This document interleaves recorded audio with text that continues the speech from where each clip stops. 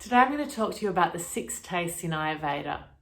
We're going to look at why the 6 tastes are important for including in each of your meals, what the 6 tastes are and their energetic qualities, and lastly, how can you use the 6 tastes to correct any imbalances in the body. So first of all, the 6 tastes are sweet, sour, salty, bitter, pungent, and astringent. And each of these tastes satisfies one of the major dietary building blocks. For example, the sweet taste represents fats, carbohydrates, and proteins. The bitter and astringent taste represents minerals and different nutrients. So it's really important to have each of these 6 tastes in the diet, in your meals, to help to increase the powers of the digestive system and absorption. It'll also help satisfy any cravings and keep the body well nourished. Each taste is made up of 2 elements of the 5 great elements. The 5 great elements are earth, water, fire, air, and ether, and each taste consists of 2 of these. The first taste, the delicious sweet taste, is made of the elements earth and water. Some examples of foods that give us the sweet taste are meat, carbohydrates, milk, oils, and root vegetables. All of these tastes contain the elements water and earth. And the sweet taste builds tissues. It's very cooling for the body and calming for the nerves.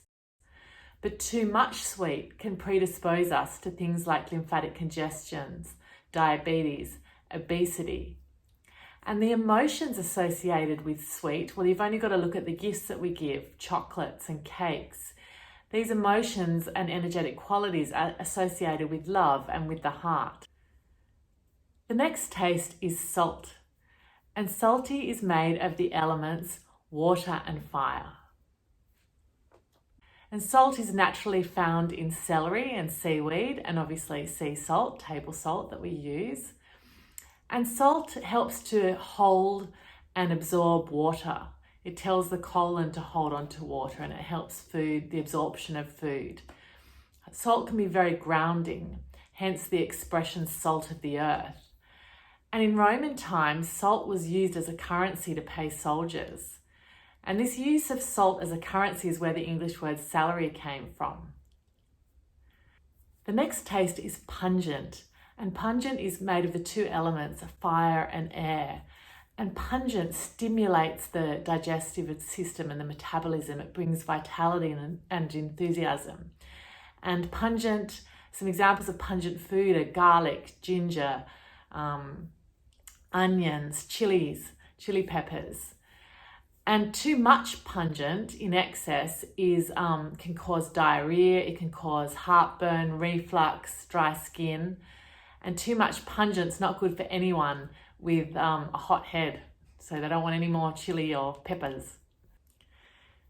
The next taste is bitter, and bitter is made of the elements air and space.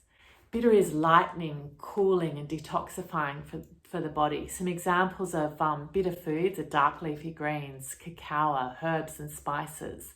And bitter is known to help elimination.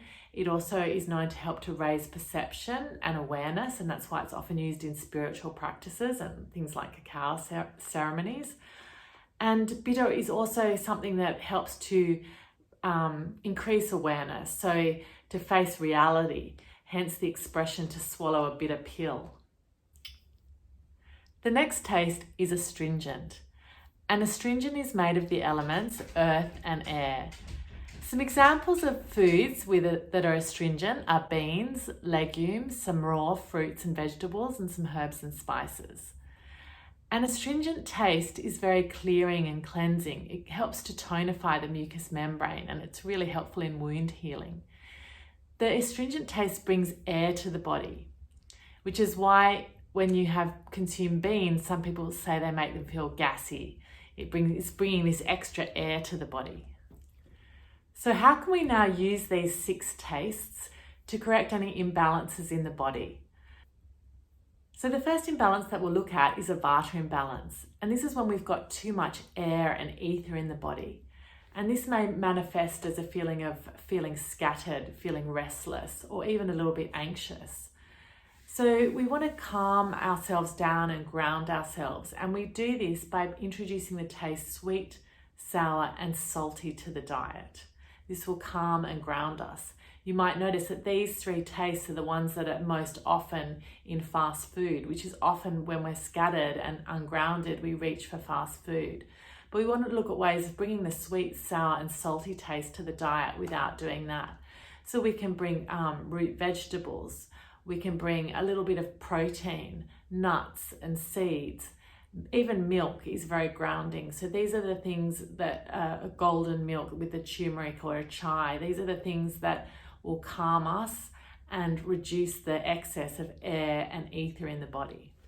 The next imbalance that we'll look at is a pitta imbalance.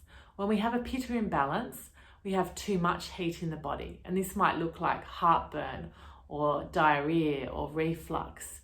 We're overheated, so we want to do the opposite and cool ourselves down. So the way we do that is to introduce more of the taste of sweet, bitter and astringent to cool the body down. We want to not have any hot foods. So things like mint, coriander, coconut, aloe vera, these are all great things with the tastes sweet, bitter and astringent that will cool the body. Lastly, we'll look at a kapha imbalance. So a kapha imbalance is when we have too much earth and water. Our body's holding too much earth and water elements. So we need to lighten the body, lighten the tissues. And we do this by adding the taste bitter, pungent and astringent. This will help to lighten the tissues. So we can do this by bringing more spices to the body. We can swap carbohydrates for things like popcorn, things that will bring the air and lightness. Even a little bit of caffeine sometimes is okay for someone who has a kapha imbalance. Obviously, it depends on the person, but overall we want to look at the taste of bitter, pungent and astringent. So that's a little look at the 6 tastes: sweet, sour, salty, pungent, bitter and astringent.